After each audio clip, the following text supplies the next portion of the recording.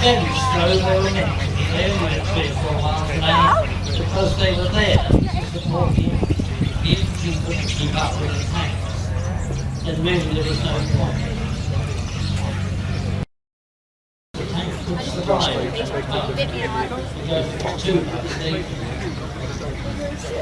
I'm just going to mention two other vehicles that we were going to Rolls-Royce. One of these is our own car, the other has come over from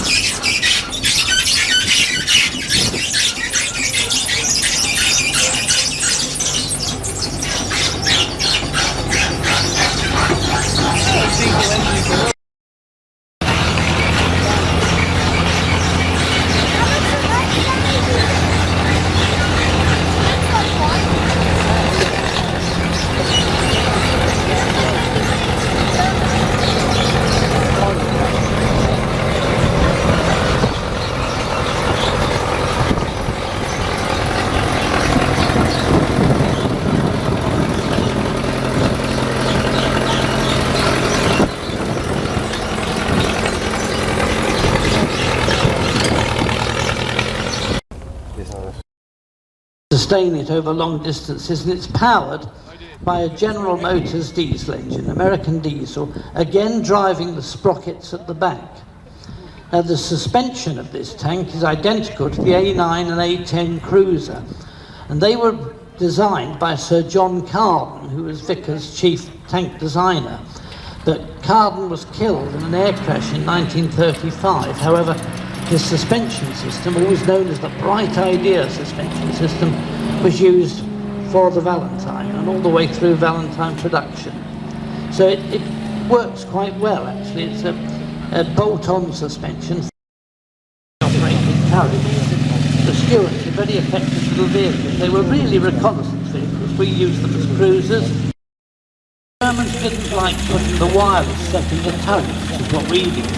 So the aerial is on the right-hand side of the hull and usually laid flat because it got in the way of traversing of the turret. It's got open doors on the sides of the turret so that you could stay fairly well ventilated in desert conditions, but they also served on the Russian 100 of them in all. You can see why most Allied crews were very nervous of them, and rightly so. There are instances of British and American tanks taking out Tigers. In fact, we had a chap who used to come here regularly who, in a Sherman Firefly, knocked out 3 Tigers, but that would be the exception.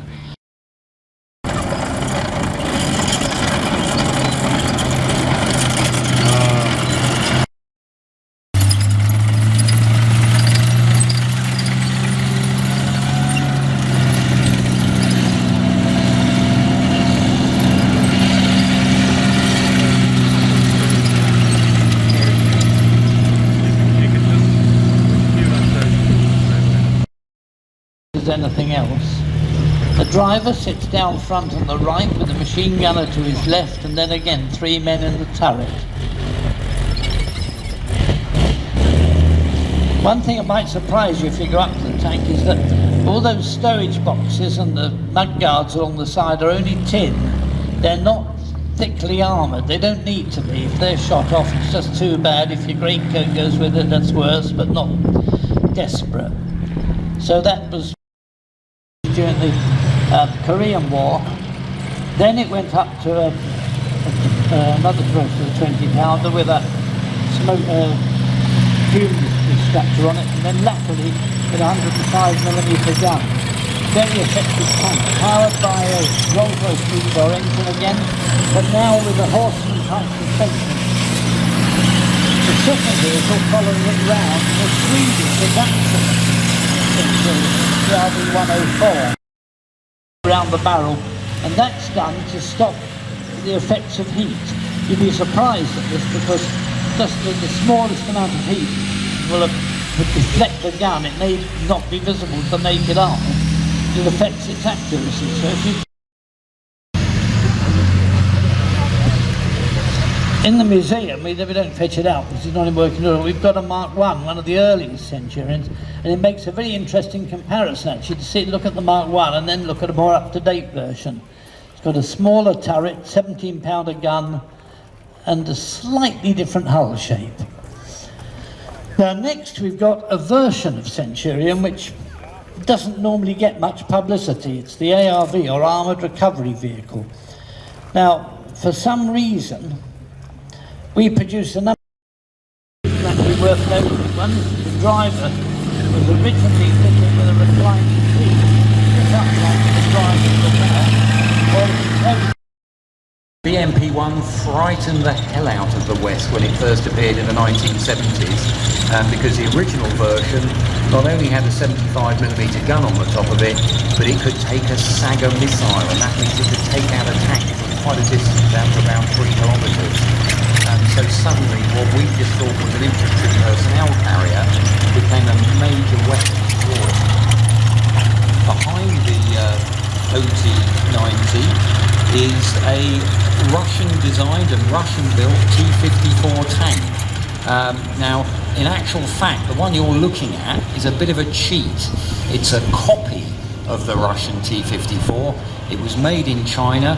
The Chinese copies tended to be a little bit better built, and those of you who are really good at what you're looking at, you'll notice that the gun on that is actually a British gun. This was an export variant that was tidied up and put onto the marketplace in case all the countries that had bought the Type 69, or the Type 59 I should say, the copies of the Russian tank that the Chinese had made, you could come along to Britain and upgrade your tank by putting the British 105 gun on it. We've repainted this vehicle. It was actually used to be used as a bit of a demonstrator. We've repainted it back into Soviet colours. Now the vehicle following on behind that Type 69 is a BRDM-1 vehicle.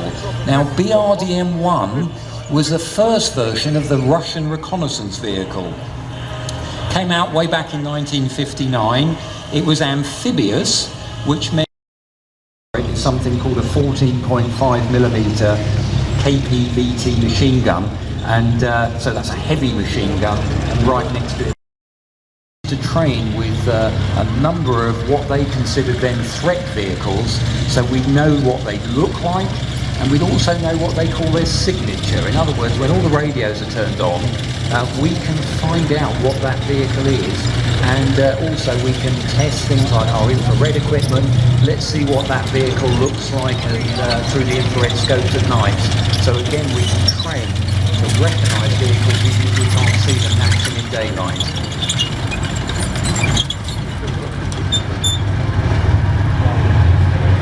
So there we've got a fairly impressive lineup of Cold War era vehicles there that would have been being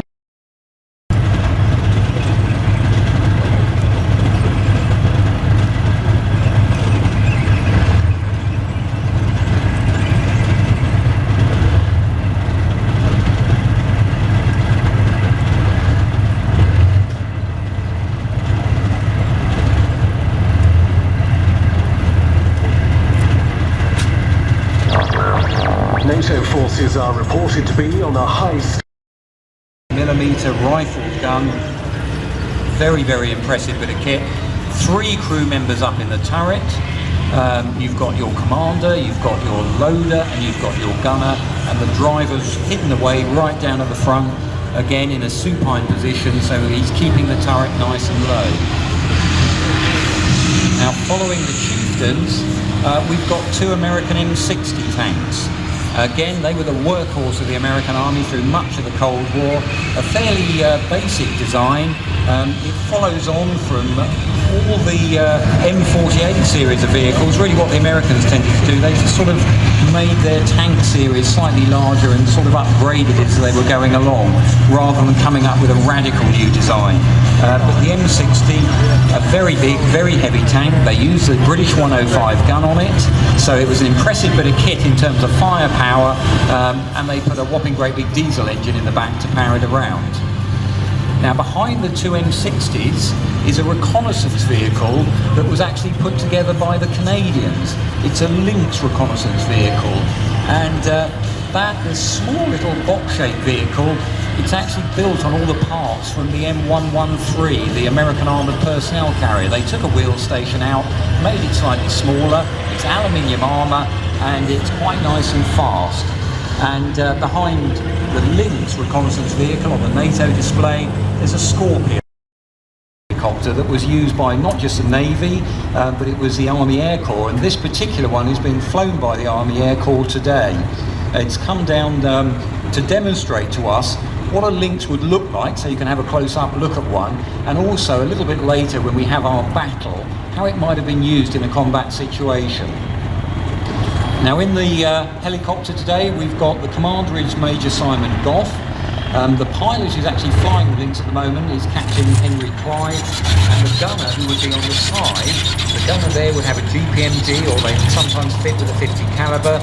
The GPMG as well used against ground target. That's Corporal James Bott on the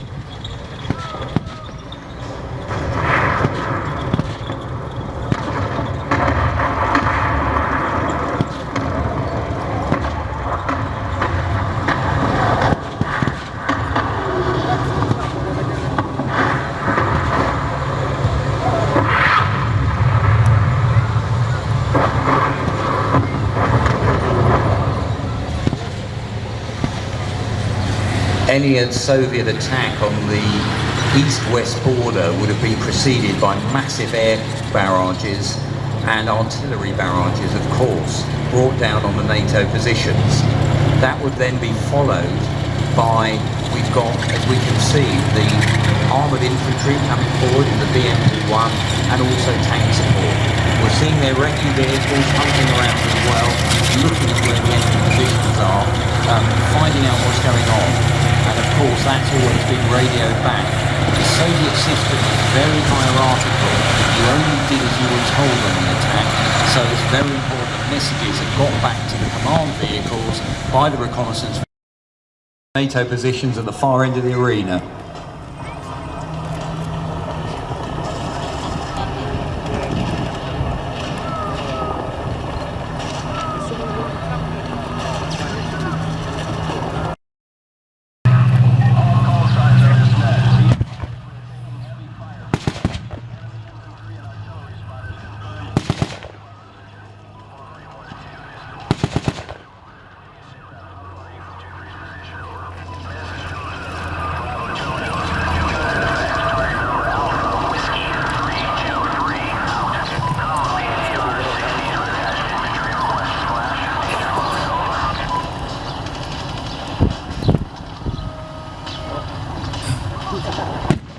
Bang.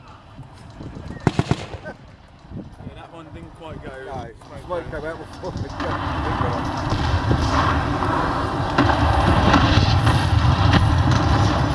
Well, the M60s don't seem to have done much good. It looked like we've lost two M60s there, have actually been knocked out by the Soviet tanks. M60 was a good tank, but again, it went on perhaps a little bit longer, and it certainly wasn't a match for, or it didn't keep up with the later generation.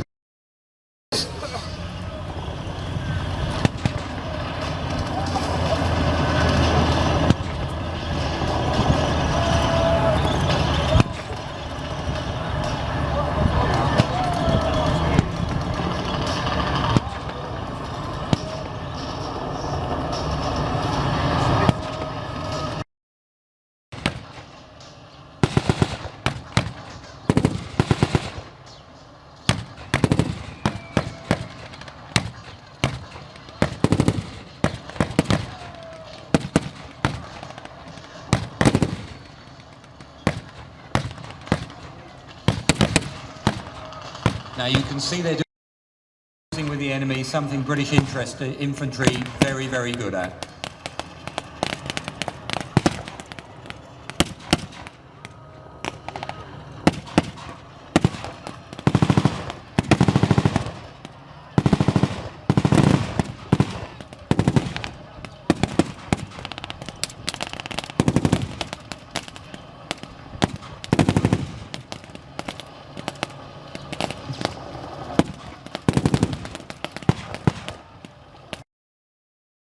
The Soviet infantry have been driven back. They're taking casualties as the British forces advance.